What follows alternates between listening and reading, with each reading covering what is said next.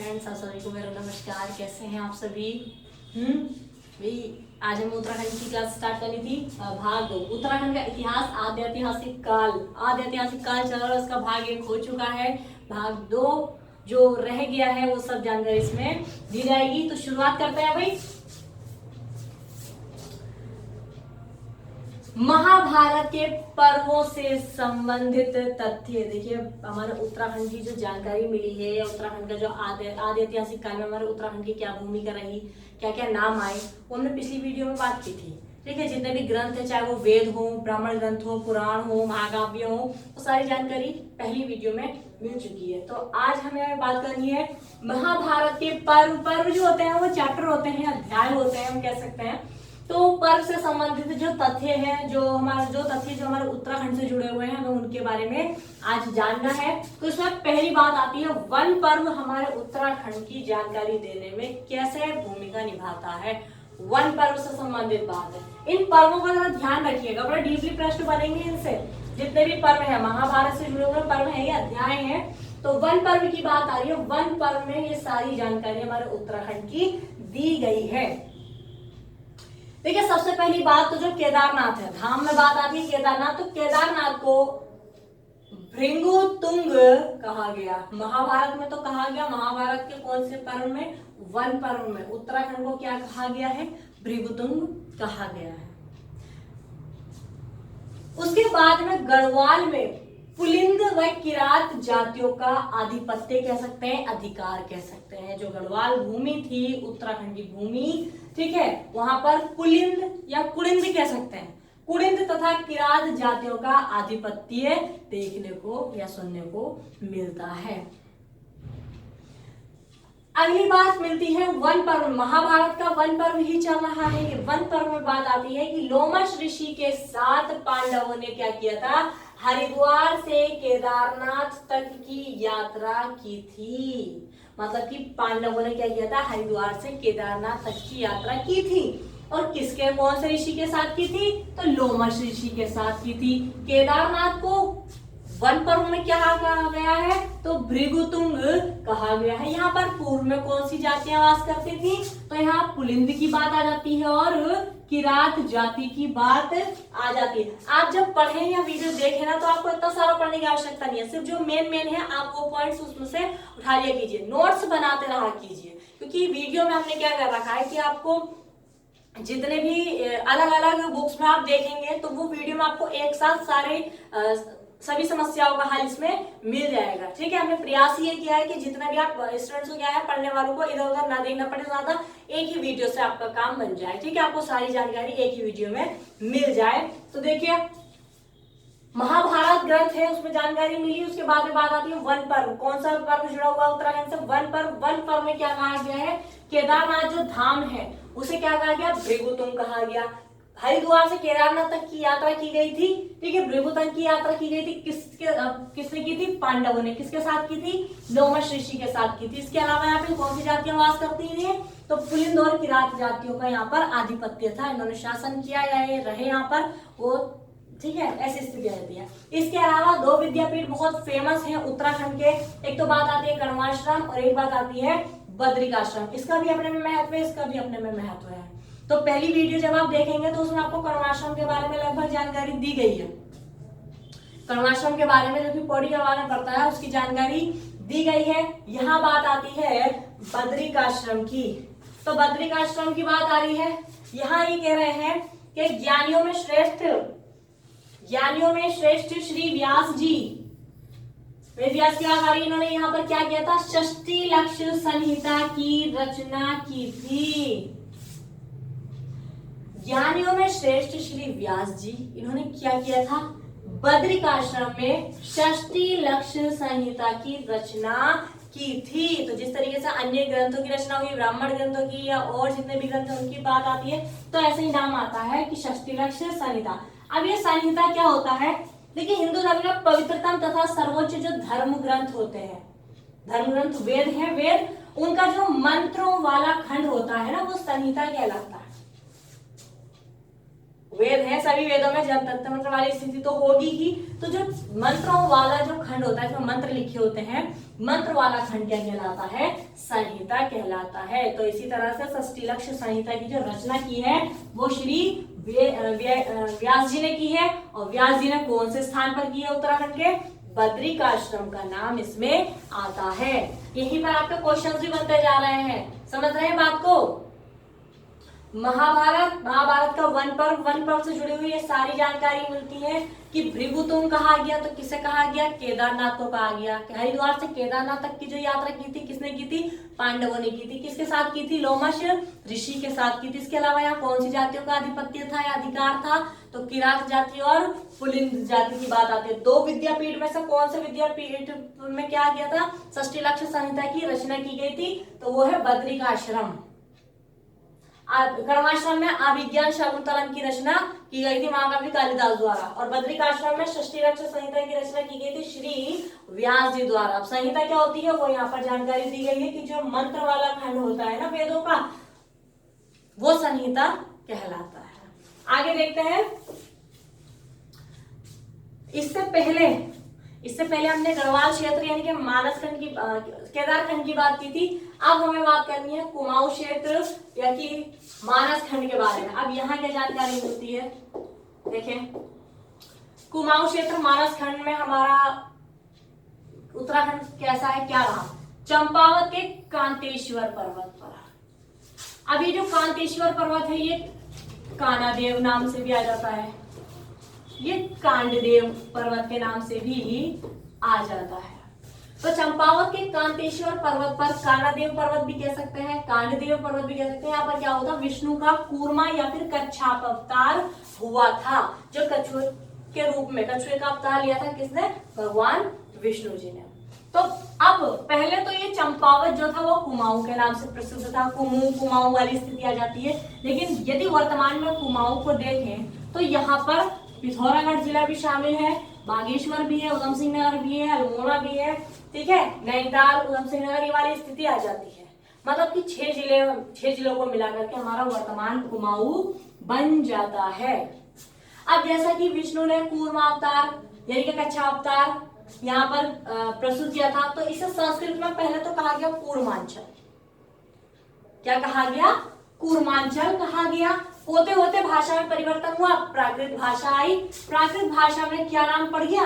कुमू नाम पड़ गया। उच्चारण में तो फर्क हो ही जाता है।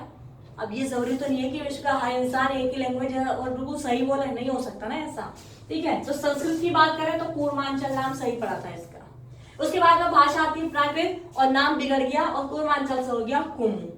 उसके बाद में फिर हिंदी आती है जो कि अब वर्तमान में है, तो वो किस नाम से आई? कुमाऊं अपने साथ लेकर के आई, ठीक है। बोलने में फर्क हो जाता है, जैसे हम सुनते हैं तो कभी कभी हम भी क्या करते हैं, शब्द बोला कुछ और गया और हमने सुना कुछ और, ऐसी स्थिति हो जाती है। तो संस्कृत में कूर्मांचल रहा, प्राकृत में कुमू के रूप में बदल गया, हिंदी में ही क्या हो गया? कुमाऊं। और वर्तमान में किस नाम से प्रसिद्ध है? कुमाऊं के नाम से ही प्रसिद्ध है। अब कुमाऊं की बात कर लेते हैं कि यहाँ पर कौन सी जातियों ने वास किया, कौन सी जातियां यहाँ पर आई थी। तो इतने सारी जातियां आई थी। किरात है, गंधर्व, नाग, यक्ष, किन्नर, पुलिंद, खस, तंगड़, सबका अपने में इतिहास और सबकी जानकारी ही आपको दी जाएगी, बचेगा कुछ नहीं, ठीक है। हमारी वीडियो से जुड़े रहेगा, बचेगा कुछ नहीं, सब कुछ आपको वीडियो में दिया जाएगा, ऑनलाइन वीडियो से, ठीक है। किरात की बात आती है, गंधर्व, यक्ष, ये सारी जातियां किसमें मिलती हैं? कुमाऊं में इन्होंने वास किया था। अब ये जो जातियां निवास कर रही थी, इसकी जानकारी हमें किसमें मिली? ये इतनी सारी जातियां आई हैं उत्तराखंड में, कुमाऊं मंडल में भी रही हैं, तो ये जो जानकारी मिली है हमें, वर्णन मिला है किसमें, उल्लेख किसमें मिला है? तो पुराण हमने कहे थे, सारे ग्रंथ फेमस हैं। एक तो ब्रह्म पुराण, दूसरा आता है वायु पुराण, और इसके साथ ही महाभारत में भी इन जातियों का वर्णन मिलता है। किसी में कम है, किसी में ज्यादा है, लेकिन मिलेगा वर्णन सब में, सभी में उल्लेख किया गया है। तो ब्रह्म पुराण और वायु पुराण, कुमाऊं की जितनी भी जातियां रही थी ये कितने पुराणों से जुड़ी हुई हैं, तो वो पुराण कौन कौन से हैं? ब्रह्म पुराण और वायु पुराण। समझ रहे हैं? इसी से ही आपके प्रश्न बनने होते हैं। आगे देखिए, अब जैसा कि बात आया यक्ष को उठा रहे हैं यहाँ पर, तो यक्षों की निवास यक्षों ने वास तो किया था, लेकिन साथ ही साथ हमें इसके साक्ष्य भी मिलते हैं। साक्ष्य कैसे मिलते हैं? अल्मोड़ा में बड़ा फेमस मंदिर है जाखन देवी मंदिर, अल्मोड़ा का जाखन देवी मंदिर, उससे जानकारी ये मिलती है कि यहाँ पर किसने वास किया था? यक्षों ने निवास किया था। तो जो जाखन देवी मतलब उत्तराखंड में यक्षों ने वास किया था, इसकी जानकारी हमें किस स्थान से मिलती है, किस मतलब कहेंगे किस मंदिर से मिलती है, तो फिर क्या नाम आ जाएगा? जाखन देवी मंदिर। और जाखन देवी मंदिर की स्थिति आ जाती है अल्मोड़ा में। तो ये यक्ष हो गए क्लियर। अब आगे देखते हैं, किरात का नाम आ रहा है, और भी नाम आ रहा है किरात। जैसे कि किरातों की बात है, किरात के वंशजों का जो स्थान है वो अब वर्तमान में देखें तो डीडीआर है, अस्कोट है, सारा भोटांतिक क्षेत्र ले लीजिए किरातों का, ठीक है। इनकी जो भाषा थी, किरात के जो वंशजों की भाषा है, अब वर्तमान में क्या है? मुंडा भाषा का प्रयोग करते हैं। जो किरात है भोटांतिक क्षेत्र में रहते हैं, वो किस भाषा का प्रयोग करते हैं? मुंडा भाषा का प्रयोग करते हैं, ठीक। हालांकि इनका अपने में बहुत बड़ा इतिहास है, आप इस वीडियो से जुड़े रहिएगा तो उसके बाद में पूरा प्रजातियां जितनी भी रहेंगी उसमें किरात का नाम फिर आएगा। किरात बहुत विस्तार से मिलेगा आपको उसमें, ठीक है। अगला नाम आया है नाग। नाग से हम कैसे जानेंगे कि हमें मतलब उत्तराखंड की भूमि पर नागों का भी वास रहा? तो कुछ तो मंदिर होंगे, जैसे कि नाग देवता मंदिर हम जान लेते हैं, बीनाग बेनीनाग है, खरहरी नाग से भी पता है चलता है, धोली नाग मंदिर से भी ये पता चलता है कि नाग यहाँ पर रहते हैं, काली नाग, पिंगल नाग, वासुकी नाग। और इन सब में जो अहम स्थान रखता है वो है बीनाग या बैनीनाग, जो कि सबसे प्रसिद्ध नाग देवता मंदिर बीनाग बैनीनाग, जो कि इसकी स्थिति आ जाती है पिथौरागढ़ में। तो सवाल आपके किसी भी तरीके से बन जाए कि यक्षों के निवास की पुष्टि करता है कौन सा मंदिर? तो जाखन देवी मंदिर। स्थान कहाँ है जाखन देवी मंदिर का? अल्मोड़ा। दूसरी बात आती है कि नागों के निवास की पुष्टि कौन करता है? बीनाग बैनीनाग और ये अन्य मंदिर, ठीक है। तो बीनाग बैनीनाग मंदिर की स्थिति कहाँ है? ये पिथौरागढ़ में स्थित है।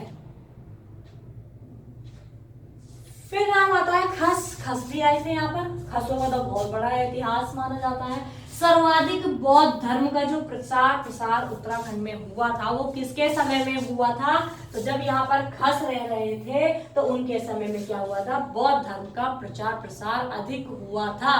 खस जाति क्या थी, कहाँ से आई थी, क्या कारण था, क्या इनका रहन सहन था, क्या खाना पीना था, वो आप जब आगे की वीडियो में देखेंगे प्रजातियों में, तो उसमें आपको इन सब की जानकारी वन बाय वन करके मिलती रहेगी, ठीक है। लेकिन यहाँ पर हम जैसा कि जान रहे हैं कि हम कुमाऊं क्षेत्र पढ़ रहे हैं, तो कुमाऊं क्षेत्र में और भी स्थान है जिनके बारे में हमें अभी जानकारी हासिल करनी है और वो हम करेंगे, ठीक है। अब बात आती है लेख। जैसा कि ये आद्य ऐतिहासिक काल चल रहा है, तो हमने कहा था या तो धार्मिक ग्रंथों से जानकारी मिलेगी या फिर लेख से जानकारी मिलेगी। अब पहले तो ये जान लेते हैं कि लेख, क्या लेख का प्रकार एक ही होता है या कई होते हैं? कई होते हैं। लेख का सीधा सीधा मतलब है लिखावट। अब लिखना जरूरी नहीं है कि हमेशा एक ही स्थान पर लिखा है, एक ही चीज पर लिखा है, नहीं, उसके कई प्रकार हो सकते हैं। लिखना तो है लेकिन सब है। वो कैसे? देखिए, ताम्रलेख। ताम्र पर जिस स्थिति पर लेख लिखा जाए, जिस स्थिति पर लिखावट मिल जाए, उसे उसी नाम से ही जाना जाता है, कोई अन्य नाम नहीं शामिल किया जाता है। ताम्रलेख कोई तांबे का स्थान है, कोई पत्ती है तांबे की, उस पर लेख लिखा गया तो कहलाया ताम्रलेख। सीधी सी बात। मुद्रा, प्राचीन समय में कुछ राजा जैसे कुड़िंद मुद्राएं आती हैं, तो उनमें मुद्राओं में जो लेख लिखा गया वो क्या कहलाया? वो मुद्रा लेख। इसके अलावा ईंट, क्योंकि यज्ञ वेदिकाएं मिली है, इष्ट वेदिकाएं मिली है। प्राचीन समय में यज्ञ होता था, तो यज्ञ जब होता था तो जैसे ईंट है, ईंट पर ही लेख लिखा जाता था, तो ये कैसा लेख कहलाएगा? ईंट लेख कहलाएगा। शिला, शिला लेख का मतलब क्या हुआ? कोई पत्थर है, कोई चट्टान है, जैसे हमने गुफाओं की बात की थी, शिलाश्रय की बात की थी, ठीक है। तो वहां पर लेख जो लिखे हुए हैं वो क्या कहलाएंगे? वो शिलालेख कहलाएंगे। किसी पत्थर की चट्टान पर लिखे हुए लेख शिलालेख। प्राचीन समय में मंदिरों की बात आ रही है। प्राचीन समय में मंदिर जुड़े हुए थे। मंदिर की पीठ, ये मंदिर की स्थिति आ जाएगी। तो मंदिर पे कोई लेख लिखा हुआ है या उसकी जैसे किसी ने घंटी चढ़वा दी तो घंटी पर ही अपना नाम लिख दिया या फिर लेख लिख दिया, तो वो कैसे लेख कहलाएंगे? वो मंदिर लेख कहलाएंगे। गुहा भित्ति लेख। गुहा और भित्ति। गुहा का मतलब होता है गुफा। गुहा का मतलब होता है भाई गुफा। अब गुफा की भित्ति का मतलब होता है दीवार। दीवार पर लिखे हुए लेख।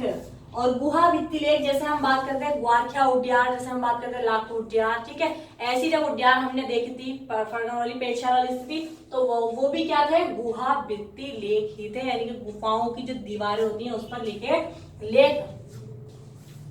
मूर्ति पीठिका लेख, प्राचीन समय में जब वक्त समय बीतता रहा तो मूर्तियां भी बनी थी उस समय में, ठीक है ना। मूर्तियां, ताम्र मूर्तियां प्राप्त हुई थी, तो मूर्तियों की पीठ पर लिखा जाता है, जिसने बनवाई है उसका नाम लिख दिया गया, या और कोई जानकारी कि किस सन में बनी है, ऐसी स्थिति जो आती है तो मूर्ति की पीठ पर लिखा हुआ लेख क्या कहलाएगा, मूर्ति पीठिका लेख कहलाएगा। त्रिशूल, त्रिशूल की स्थिति आ जाती है। त्रिशूल लेख में क्या कह रहे हैं, जैसे किसी ने त्रिशूल का निर्माण कराया है तो इसी पर ही क्या लिखा जाता है, लेख लिख दिया जाता है, कुछ इस तरीके से नाम वगैरह लिख देंगे या कुछ, तो त्रिशूल लेख कह रहे हैं। त्रिशूल भी बहुत, मंदिर भी बहुत सारे हैं यहाँ पर हमारे, ठीक है, पर्वत भी बात आ जाती है। ये देखिएगा लेख किस तरह के होते हैं, कुछ की भाषा पढ़ी जाती है और कुछ की भाषा नहीं पढ़ी जाती। यही तो आद्य ऐतिहासिक कह रहा है हमसे कि आधी जानकारी मिलेगी आधी नहीं मिलेगी, लिखित विवरण मिलता है। कालसी लेख, कालसी से मिला था हमें, जो कालसी से लेख प्राप्त हुआ है वो था मौर्य सम्राट अशोक से जुड़ा हुआ, ठीक है। ये कुछ प्रमुख है जो किससे जुड़े हुए हैं वो हमें जानना है। कालसी सम्राट अशोक से जुड़ा हुआ लेख है। बाणवाला क्या है कि युगशैल नृपति जो अश्वमेध करता था, जिन्होंने अश्वमेध करवाया था शीलवर्मन, राजा शीलवर्मन ने अश्वमेध यज्ञ करवाया था, उनसे जुड़ा हुआ ये जो जानकारी हमें मिलती है कौन से लेख में मिलती है, बाणवाला लेख में यह जानकारी मिलती है। उसके बाद में प्रसिद्ध आता तालेश्वर लेख। तालेश्वर लेख में क्या मिलता है, जो ब्रह्मपुर के पौरव राजा थे द्युति वर्मन, हमें उनकी जानकारी कौन से लेख से मिलती है, तालेश्वर लेख से मिलती है। इसके अलावा पांडुकेश्वर लेख किसके बारे में जानकारी दे रहा है, कार्तिकेयपुर के राजा थे ललित शूरदेव की जो हमें जानकारी मिलती है वो हमें कौन से लेख से मिलती है, पांडुकेश्वर अल्मोड़ा वाले लेख से हमें जानकारी मिलती है। देखिए उत्तराखंड में आदि ऐतिहासिक काल के प्रमुख लेख कुछ इस तरह से रहे, ये लंबाई में, कुछ की लिपि पढ़ी गई और कुछ की लिपि नहीं पढ़ी गई है, यही आदि ऐतिहासिक काल है, ठीक है। ये शिलालेख की स्थिति है, ताम्र लेख की स्थिति है, ये भी शिलालेख है, ये भी शिलालेख वाली स्थिति आ जाती है। और जानकारी लेते हैं। सबसे पहली बात आती है कालसी शिलालेख की, ज्यादा से ज्यादा ही जानकारी देने का आपको प्रयास किया गया है। कालसी शिलालेख 257 ईसा पूर्व की बात आती है। कालसी जो है वो संगम है, कालसी जो स्थान है देहरादून का, कालसी की स्थिति आती है देहरादून, सबसे पहली बात। अब इससे जुड़े हुए दो ऑप्शन आते हैं, या तो संगम पूछो तो टोंस तथा यमुना के संगम पर, या फिर एक विशेष नदी इसमें आ जाए तो अमलावा नदी के बाएं तट पर स्थित है कालसी, ठीक है। कालसी का जो प्राचीन नाम हमें मिलता है वो मिलता है सुधनगर और कलकूट या कालकूट भी कहा जा सकता है, ठीक है। कालसी का प्राचीन नाम, कालसी राजधानी रही थी, किसकी राजधानी रही थी भाई, कुड़िंदों की राजधानी, कुड़िंद राजवंश। जब ये इतिहास समाप्त हो जाएगा, प्रागैतिहासिक आद्य ऐतिहासिक, इसके बाद हमें क्या लेना है, कुड़िंद इतिहास ही लेना है, ठीक है। तो वीडियो से जुड़े रहिएगा, हमारी सारी जानकारी मिल जाएगी। राजधानी कुड़िंदों की रही थी। अब बात ये आती है कि सर्वप्रथम, ये ऑल ओवर जीके का क्वेश्चन भी बन जाता है और आपका उत्तराखंड जीके का क्वेश्चन भी बन जाता है कि सबसे पहले जो अशोक के अभिलेख पढ़ने में सफलता मिली थी वो किस व्यक्ति को मिली थी, तो सन 1837 की बात आती है। जेम्स प्रिंसेप नामक व्यक्ति ने क्या किया था, सबसे पहले अशोक के अभिलेख पढ़ने में सफलता प्राप्त की थी। सन 1837 में किसे, जेम्स प्रिंसेप का नाम आ रहा है। लेकिन जैसा कि बात आ रही है हमारे उत्तराखंड की, कालसी लेक, कालसी अशोक लेक, तो इसे किसने खोजा था, तो इसे खोजा गया था सन 1860 में। इसके खोज करता था फोरेट या फॉरेस्टर, दोनों ही नाम में से कुछ भी आ सकता है, फोरेट भी हो सकता है और फॉरेस्टर भी हो सकता है। तो यहाँ सवाल दो तरीके से बन रहा है। सबसे पहली बात, जो अशोक के अभिलेख है, 14 अभिलेख की बात आ रही है, जितने भी लेखों में जो सबसे पहले इन्हें पढ़ने में जो सफलता हासिल की थी वो किसने की थी, तो वो सन आती है 1837 जेम्स प्रिंसेप ने। लेकिन हम अपने उत्तराखंड से रिलेटेड बात करें कि उत्तराखंड में जो अशोक का एक लेख आता है, कालसी शिलालेख, बहुत ज्यादा प्रसिद्ध है, उसे किसने खोजा था, तो उसमें नाम आता है फोरेट या फॉरेस्टर ने। अब इसकी भाषा क्या रही, तो भाषा प्राकृत रही थी। बौद्ध धर्म के जितने भी संकेत मिलते हैं वो भी सब प्राकृत में ही मिलते हैं, ठीक है। तो इसकी भाषा प्राकृत थी और लिपि कैसी लिखी हुई थी, इसमें ब्राह्मी लिपि थी। जो अशोक का काल से शिलालेख हमें मिलता है, देखिए शिला पर लिखा हुआ है, ये शिला आप देख सकते हैं, ये वाली स्थिति, ये शिला है, ये पत्थर है, इस पर ये देखिए लिखा हुआ है, ये अंकित किया गया है, ठीक है। आदि बात समझ में आई, आदि बात समझ में नहीं आई। तो इसकी जो भाषा थी वो प्राकृत थी और जो लिपि थी वो ब्राह्मी थी।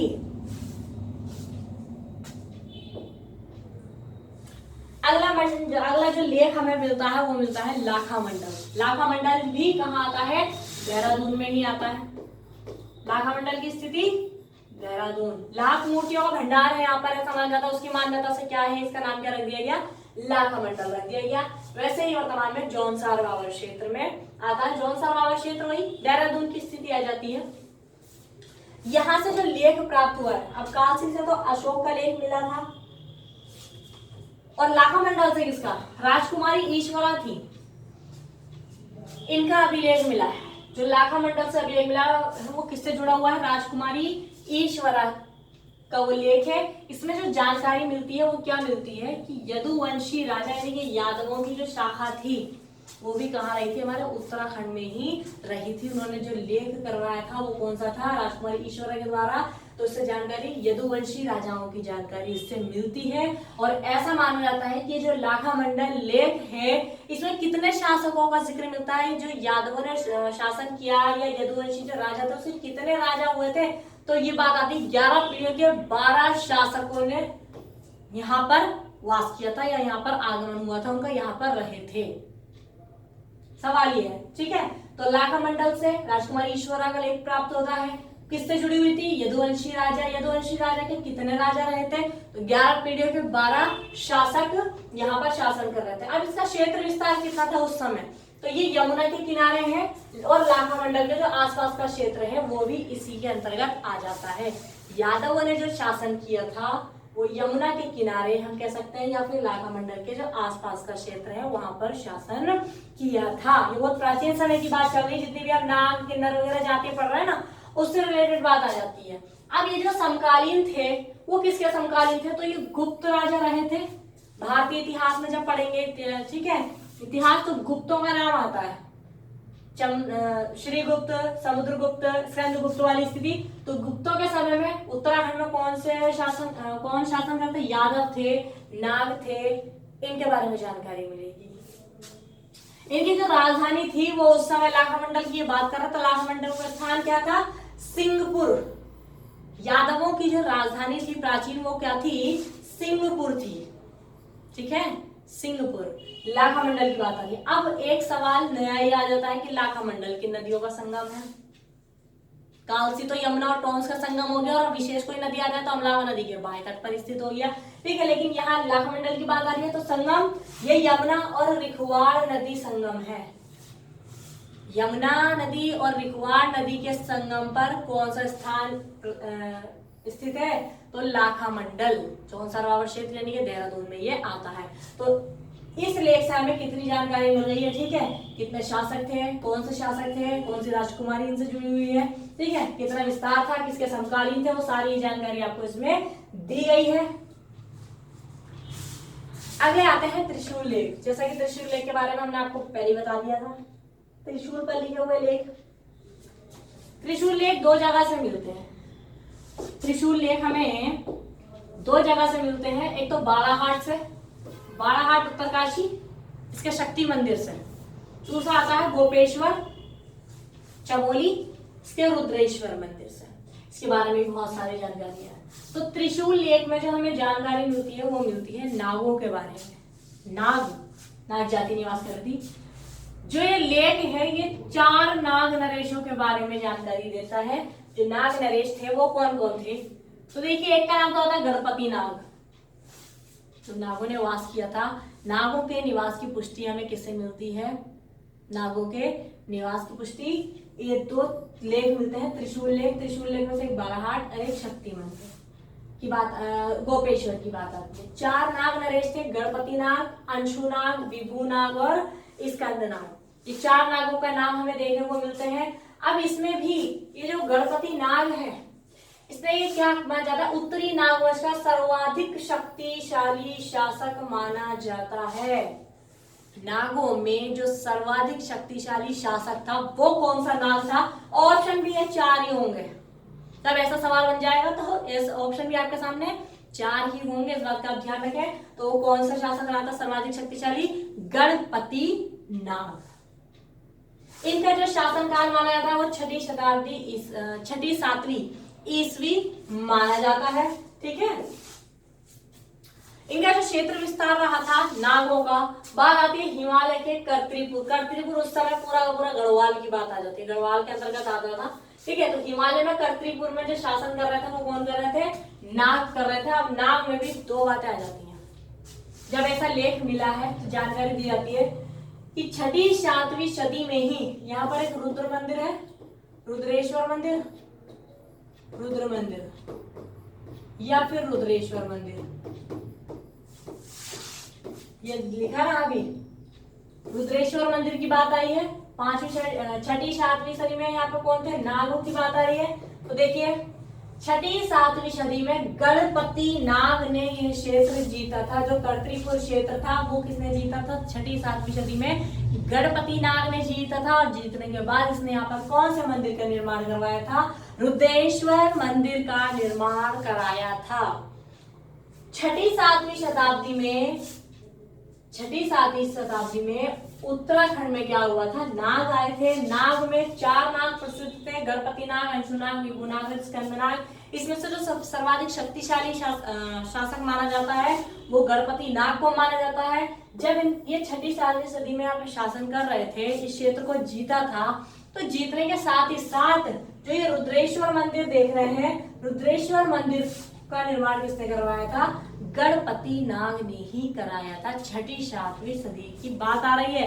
उसके बाद वक्त बीतता गया, जब 12वीं सदी आई तो 12वीं सदी में अशोक चंद्र का नाम आता है, जब इसने 1191 ईस्वी में आक्रमण किया था गढ़वाल उत्तराखंड पर। ठीक है, 1191 की बात आती है। अशोक चंद्र जो कि पश्चिमी नेपाल का शासक था, पश्चिमी नेपाल से आया था। ठीक है, इसने क्या किया था? इसने भी कर्तरीपुर क्षेत्र को क्या किया था? जीता था। और ये जो रुद्रेश्वर मंदिर था इसका जीर्णोद्धार किसने करवाया था? वो भी इसी ने ही करवाया था, अशोक चंद्र की बात आ रही है। तो रुद्रेश्वर मंदिर की स्थिति गोपेश्वर यानी कि चमोली की बात आ रही है। यहाँ से त्रिशूल लेख मिला है। त्रिशूल लेख में नागों के बारे में जानकारी दी गई जिन्होंने 6वीं 7वीं ईस्वी तक शासन किया। उनका जो क्षेत्र विस्तार था वो हिमालय का कर्तरीपुर था। इसे जीतने का श्रेय किसे जाता है? गणपति नाग, जो कि सर्वाधिक शक्तिशाली शासक था। जीतने के बाद इन्होंने क्या किया था? रुद्रेश्वर मंदिर का निर्माण कराया था। जब वक्त बीतता गया और दूसरी शक्ति आई तो 12वीं सदी में अशोक चंद्र ने इस क्षेत्र को फिर जीता और जीतने के बाद रुद्रेश्वर मंदिर का जीर्णोद्धार यानी कि पुनर्निर्माण कराया था। ठीक है, ये कालसी शिलालेख के बारे में पूरी जानकारी हुई, लाखा मंडल शिलालेख के बारे में पूरी जानकारी हुई, इसके अलावा जो त्रिशूल लेख मिले हैं उनके बारे में जानकारी हुई। अब थोड़ा सा अन्य लेख देख लेते हैं, वो क्या जानकारी दे रहे हैं, वो भी इन्हीं पर जानकारी देंगे। तो सवाल बनता है कि